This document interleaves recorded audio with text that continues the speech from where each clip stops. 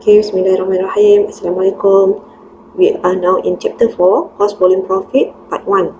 Okay, kita ada 9 perkara yang pelajar perlu faham dalam chapter 4, iaitu yang pertama, definition of Cost Volume Profit, the importance of Cost Volume Profit, dan pelajar juga perlu faham apakah elemen Cost Volume Profit. Yang keempat, assumption in Cost Volume Profit. Next, Cost Volume Profit Analysis Method. Kita ada 2 method yang pelajar perlu tahu. Sebenarnya kita ada 3 method, tapi yang ada dalam syllabus cuma 2 sahaja, iaitu equation method dan juga contribution margin method. Next, yang keenam, pelajar perlu faham dan dapat mengira break-even point ataupun titik pulang modal. Kemudian pelajar juga boleh menyediakan graph cost volume profit. Yang ketujuh, next, yang ke-8, student should be able to calculate margin of safety selain daripada memahami apa itu margin of safety. Dan yang terakhir, sensitivity analysis. Okey, kita akan tengok satu persatu. Bermula dengan yang pertama, definition of cost volume profit. CVP is cost volume profit. Bila kita sebut tentang cost, kita ingat balik dalam chapter 3, kita dah belajar macam mana kita nak menyediakan graf jumlah cost. Okey, ini adalah persamaan jumlah cost yang kita dah belajar dalam chapter 3, di mana dalam jumlah cost ini ada cost yang tetap yang kita labelkan sebagai A, dan ada cost yang berubah iaitu BX. So dalam jumlah cost ini, pintasan part CY ini adalah cost yang tetap, ini adalah cost yang tetap jumlah A, dan kita ada juga cost yang berubah. Cost berubah seunit kita dapat daripada kecurunan pada titik aktiviti yang tertinggi dan juga titik aktiviti yang terendah. Ini kita dah belajar dalam chapter 3. Hari ini kita tambah satu lagi, kita nak tengok hubungan antara cost yang kita dah belajar dalam chapter 3 dengan volume. Apa yang dimaksudkan dengan volume? Volume bermaksud unit of sale ataupun unit of production. Okey, dan kita tengok hubungan di antara cost yang kita dah sebut tadi. Cost ada yang variable dan ada yang fixed. Volume dan juga profit. Profit terhasil daripada perbezaan di antara total sales dan juga total cost. Perbezaan ni kita panggil sebagai profit. Ini pun perbezaan antara sales dan juga cost ni, dia akan dapat profit yang negatif yang kita panggil sebagai loss. Okey, sekarang kita nak tengok hubungan di antara cost, volume, unit of sale and unit of production, dan juga profit. Okey, apa yang kita akan lihat dalam chapter ini adalah the behavior, gelagat profit dalam memberi maklum balas kepada perubahan cost dan juga volume. Bila kita sebut tentang profit, kamu kena faham profit itu adalah perbezaan antara revenue dan juga cost. Bila kita sebut cost, kamu kena terus faham cost terdiri daripada cost yang variable dan juga cost yang fixed. Bila kita sebut volume bermaksud unit of production ataupun unit of sales. Okey, chapter 4 juga kita akan tengok the impact of cost and volume ke atas profit. Next, the importance of cost volume profit kita akan tengok kemudian. Element of cost volume profit pun kita tengok kemudian. Okey, the assumption of cost volume profit. Okey, antara andaian yang perlu kita buat adalah A ni stand for fixed cost is constant. Maksudnya A ni dia constant pada semua tingkat aktiviti. Dia sama saja pada semua tingkat aktiviti. Lain andaian yang kita kena buat, B ataupun variable cost per unit is constant. Lain, harga dia adalah constant juga pada semua tingkat aktiviti. Harga tu membawa maksud harga untuk satu unit. Kalau kita jual satu unit produk, harga dia RM3. Kalau kita jual banyak pun, kita kena jual dengan harga RM3 juga. Itu andaian yang kita buat. So, beli banyak dapat diskaun itu tidak berlaku. Okey, lain kita kena buat andaian unit of production equal to unit of sales.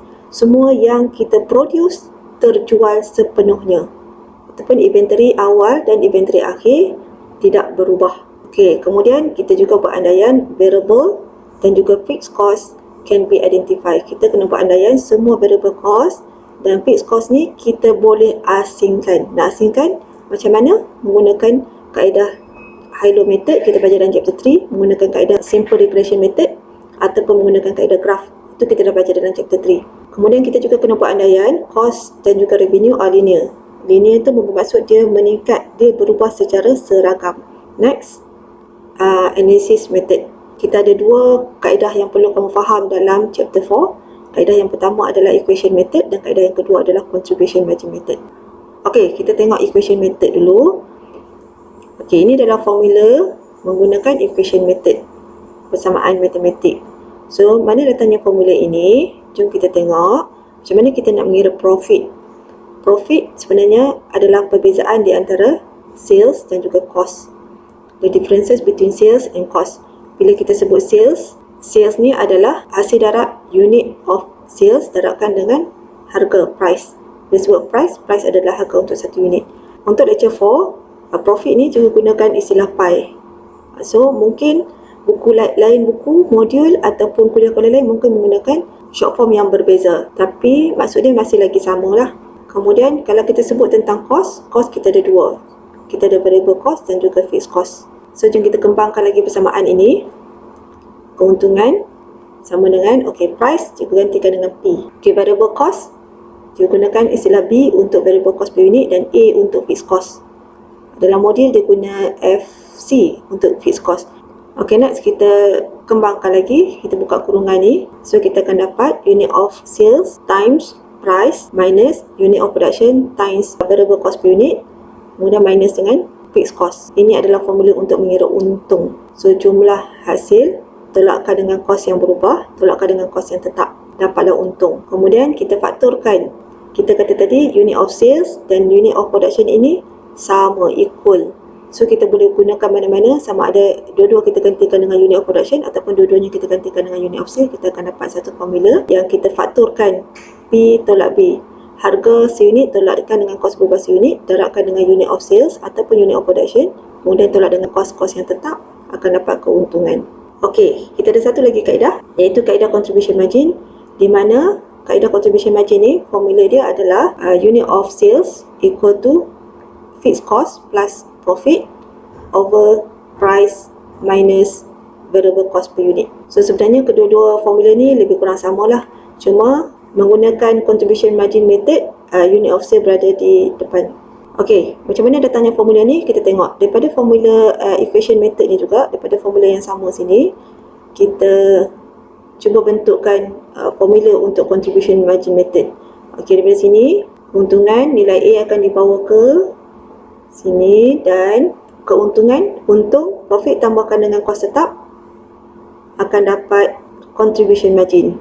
Ini kita panggil sebagai contribution margin. Kemudian kita kembangkan lagi formula ni dan kita akan dapat unit of sales equal to profit plus fixed cost over price minus variable cost per unit.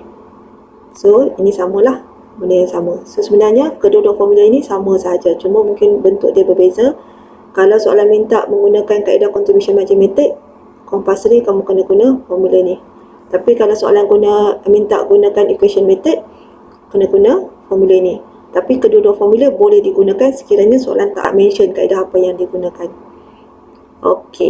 Next kita tengok apa itu contribution margin. Kita dah sebut tadi, ini adalah formula sekiranya kita menggunakan contribution margin method. P tolak B ni adalah perbezaan di antara harga jual seunit dan juga kos berubah seunit, kita panggil sebagai contribution margin per unit. Sebab ini adalah harga untuk satu unit, ini pun kos berubah untuk satu unit, contribution margin pun untuk satu unit. Contribution margin bermaksud lebihan jualan daripada kos berubah. Next kita tengok apa yang dimaksudkan pula dengan contribution margin. Tadi contribution margin per unit. Macam mana kita nak kira contribution margin? Kita darabkan contribution margin per unit dengan unit of sales. Maksudnya dekat sini adalah contribution margin per unit, darabkan dengan unit of sales, kita akan dapat contribution margin. So contribution margin adalah unit of sales darab dengan contribution margin per unit. Ataupun jumlah jualan tolak jumlah kos berubah. Dan contribution margin ini digunakan untuk kita nak membuat keputusan sama ada kita perlu reducekan variable cost kat sini ataupun kita mungkin perlu naikkan harga untuk memastikan kita dapat keuntungan yang lebih tinggi tanpa mengambil kira kos yang tetap. Next kita tengok daripada formula yang sama, kita ada A, P dan B. Ketiga-tiga item ini kita panggil dia sebagai elemen cost volume profit.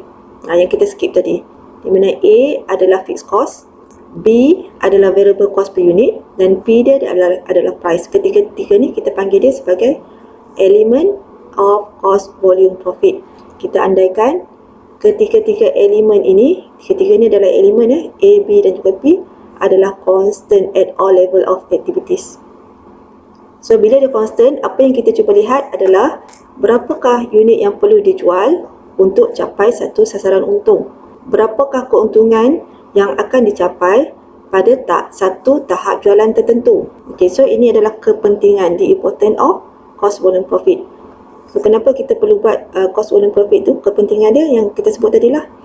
To find the required of unit of sale, untuk mengira berapa unit yang perlu dijual untuk mencapai satu sasaran untung. Kalau kita target kita nak untung sebanyak RM10,000, contoh RM10,000, so kita masukkan RM10,000 ni dalam persamaan dalam keadaan A, P dan B constant pada semua tingkat aktiviti, dan kita kira berapakah unit yang perlu dijual. Lain kepentingan dia, kita nak kira berapa unit yang perlu dijual to break even. Break even ni maksudnya no profit, no loss.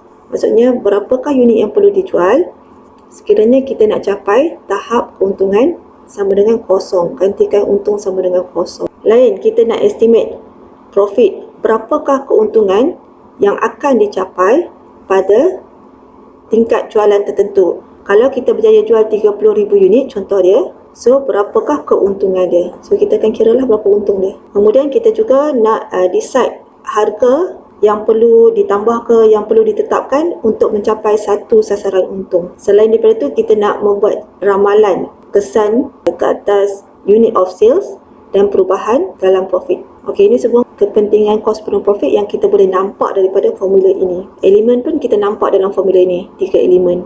Dan daripada formula ini kita dah buat andaian ketiga-tiga elemen ni adalah constant. Kita juga dah membuat andaian unit of sale dan juga unit of production, kedua-dua ni sama. Kemudian kita juga membuat andaian variable cost dan juga fixed cost ni, BX dan juga A ni boleh kita asingkan. Lagi cost dan revenue are linear. Okey. Next kita tengok ada company-company yang mungkin dikenakan cukai, di mana bila kita nak buat analisa cost volume profit, kita kena mengambil kira kadar cukai yang telah dikenakan kepada company tersebut. So, macam mana kita nak mengira profit after tax? Formula dia adalah profit over 1 minus percentage of tax. Kebanyakan soalan, dia tidak ada tax.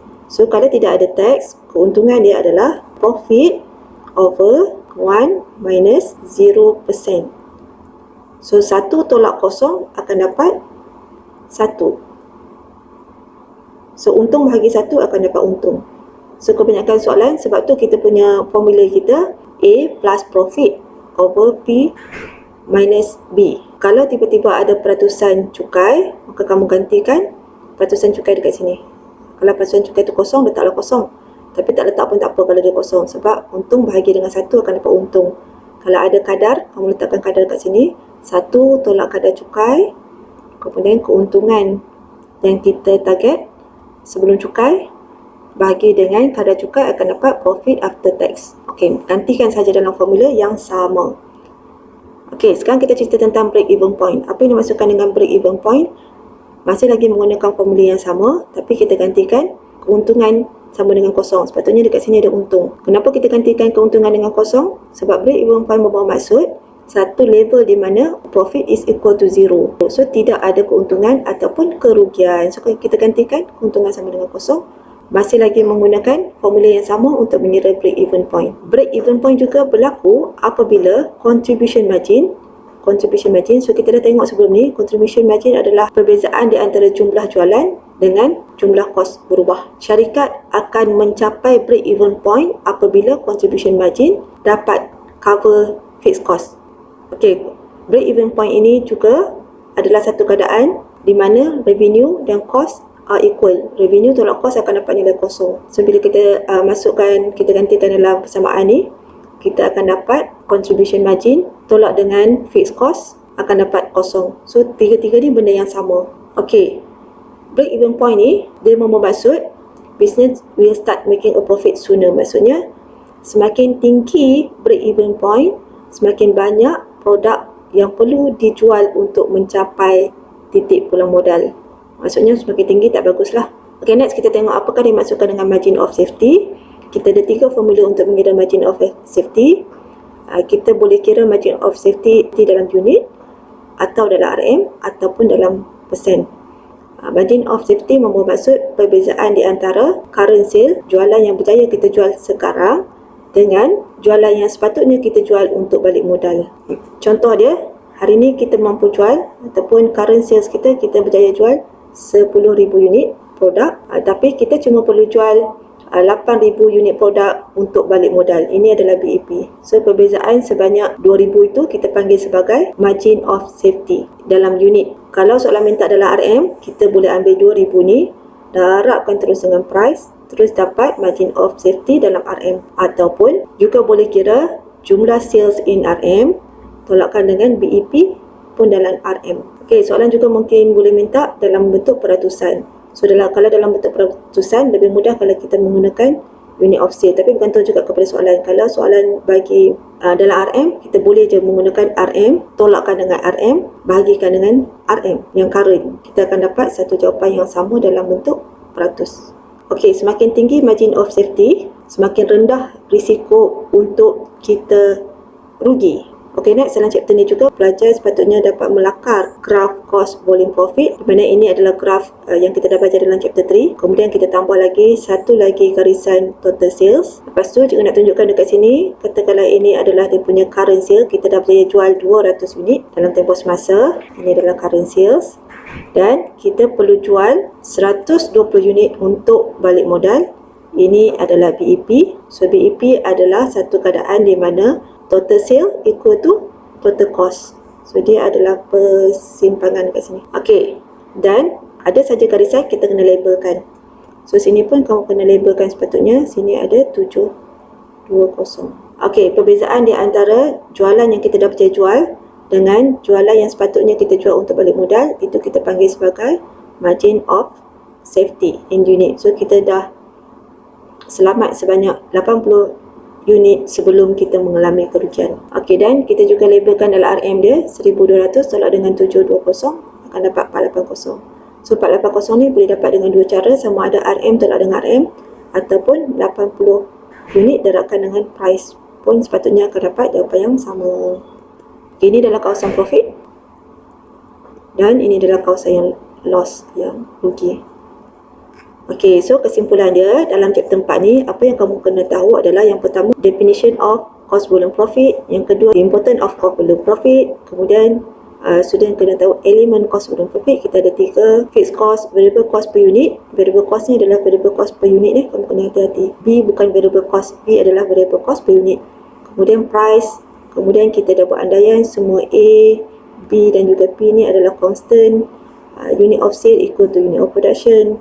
Variable cost dan fixed cost can be classified ataupun identify. Kita boleh asingkan kedua-dua tu. Cost dan revenue ada linear.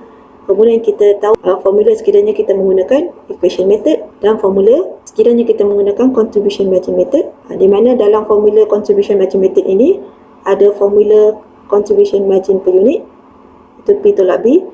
Kemudian kalau kita darabkan ke atas ni, kita akan dapat formula untuk contribution margin. Dan pelajar juga perlu pandai menyediakan ataupun melakar graf cost volume profit. Yang ketujuh, mengira break even point. Sebenarnya break even point ni menggunakan formula yang sama dengan contribution margin method ini, cuma gantikan A dengan 0. Kemudian nak kira BEP dalam RM, cuma terus darabkan dengan price sahaja.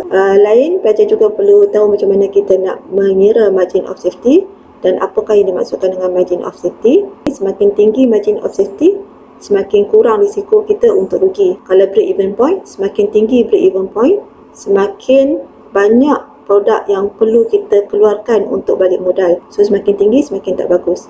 Dan yang terakhir, sensitivity analysis. Sensitivity analysis ni adalah satu keadaan di mana sekiranya mana-mana elemen cost A, B ataupun P ni, kalau mana-mana elemen ini berubah, meningkat ataupun berkurang, apakah kesan dia ke atas keuntungan ataupun apakah kesan dia ke atas unit of sale. Unit of sale akan bertambah ke, kita perlu jual lebih banyak ataupun tidak, keuntungan kita meningkat ataupun tidak. So sekiranya berlaku perubahan ke atas elemen cost volume profit. So itu sahaja untuk chapter 4, dan lepas ni part 2 insyaAllah kita akan tengok calculation pula. Okay.